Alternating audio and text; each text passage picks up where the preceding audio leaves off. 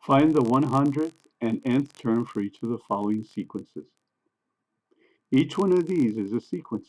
Notice how the members of the list are separated by a comma, and these little dots, ellipses, represent that the list goes on and on. Just keep following the same pattern. This is term number 1, term number 2, term number 3, term number 4 in the list.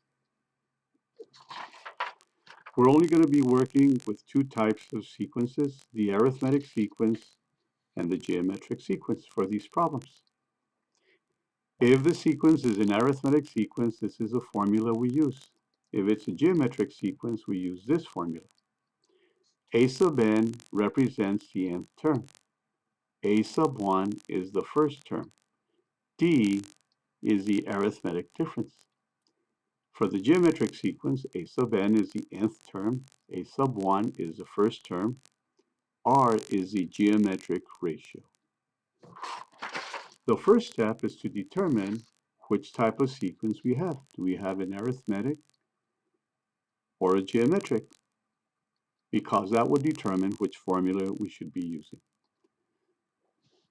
For the arithmetic sequence, you add the same number to get from one term to the next term. For the geometric sequence, you multiply by the same number to get from one term to the next term. Notice for this sequence, to get from term 1 to term 2, I had to add 6.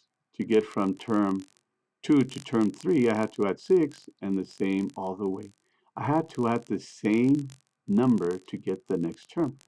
That makes this an arithmetic sequence, which means we'll be using this formula. Now identify the parts of the formula. We want the 100th term, so n equals 100. So the n's are 100. A sub 1 is term number 1, and it equals 1. This is term number 1, a sub 1. D was that number that we keep adding to get the next term. And we call it an arithmetic difference because to find it, all you have to do is get two terms and subtract them. Two terms that are next to each other. 7 minus 1 is 6. 13 minus 7 is 6. 19 minus 13 is 6. So this is an arithmetic sequence since I have to add the same number each time to get the next term. And that would be the D. Now plug in that information into your formula for the arithmetic sequence. Simplify, and now we know that term number 100 is occupied by 595. This is the 100th term in that list. To find the nth term, you do exactly the same thing, but don't replace the n with anything. Leave the n alone. So a sub n equals a sub 1. Leave the n alone, minus 1, and then the d goes here. Simplify, and this would be the nth term. A sub n equals 6n minus 5. With this, you could find any term on the list. If you want term number 17, just let the n be a 17, simplify, and it tells you what term number 17 will be. You could do that with any term on the list. For this sequence, we notice that to get from one term to the next term, I have to multiply times the same number. Since I have to multiply times the same number, it's a geometric sequence. And notice how you find that number. All you have to do is divide two terms that are next to each other. That's why we call it a geometric ratio. 4 divided by 4 is 4. 16 divided by 4 is 4. And that gives you the r in the formula. So since this is a geometric sequence, this is the formula we'll be using. Identify the parts. A sub 1 is 1, r is 4, and n is 100 since we're looking for the 100th term. Plug it into the formula, simplify, and we get that the 100th term is 4 to the 99. Now to get the nth term, use the same formula again, but this time do not replace the n. Leave the n alone. So you do the replacement for a sub 1, which is 1. 1 times this quantity is this quantity. So this is the nth term for this sequence. For this sequence, we notice that the 10 is not changing, and the only number that's changing are the powers. If you don't see a power, it's a 1. So 1's becoming a 3, 3 a 5, 5 a 7. And notice that this list of numbers 1, 3, 5, 7, and so on are following the arithmetic sequence form, since I'm adding the same number to get from one power to the other. 1 plus 2 is 3, 3 plus 2 is 5, 5 plus 2 is 7. So now I know that the powers form an arithmetic sequence. So I could find out what power I should use for the 100th term. Remember, this is term 1, 2, 3, 4. I could find out what power the 10 is using in the 100th position. So I use my arithmetic sequence formula since the powers were changing as an arithmetic sequence. Identify the parts. A sub 1 is 1, n equals 100 since it's a 100th term you want, d is 2. Plug it in, simplify, and now I know that the power for the 100th term is 199. So all you have to do is write 10 to the 199th, and this will be the 100th term.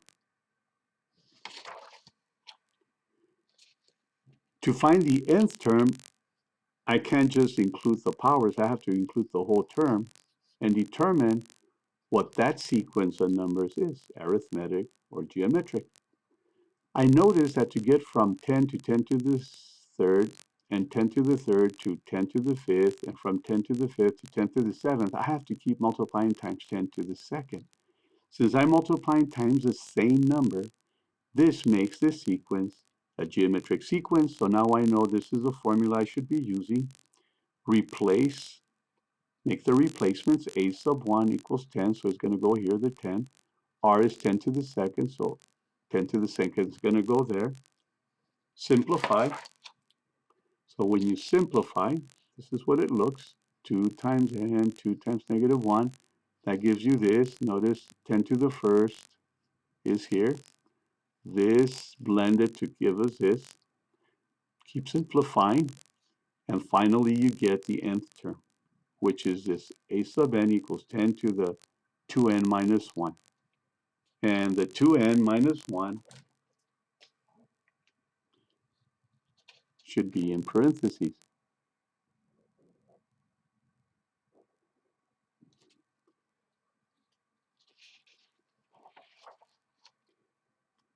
For D, it looks a little bit more congested and kind of like mixed up. So what you do is zero in on what's changing. Notice the 193s are not changing. 2 to the 30 is not changing. 7 is changing to 8, 8 to 9. So zero in on these numbers and find out how they're changing since the rest is going to be the same. So to get from a 7 to 8 and 8 to 9, I just add a 1. 7 plus 1 is 8. 8 plus 1 is 9. So that part of the expression is changing as an arithmetic sequence. 7 to 8, 8 to 9. So if you want the 100th position, I want to know what number I should put in this position so I could get the 100th term down the line.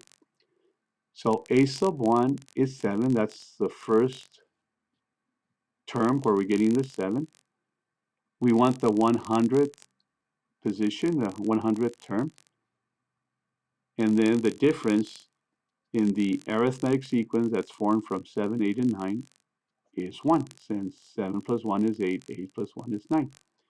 Now plug it into your arithmetic sequence formula, and it gives you 106. That means the 100th term should have a 106 in this position. Remember, these did not change. So the 100th term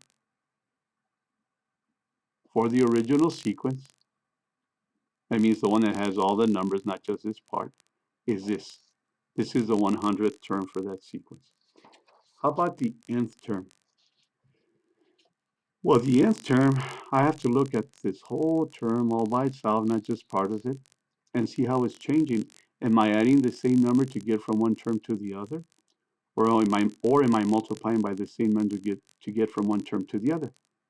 So I'm going to see if the difference between any two consecutive terms is the same. If it is the same, it's arithmetic.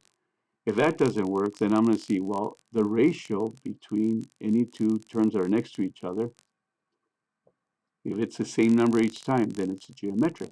So I'm going to start off with the difference. So notice these were the first two terms, but I'm subtracting.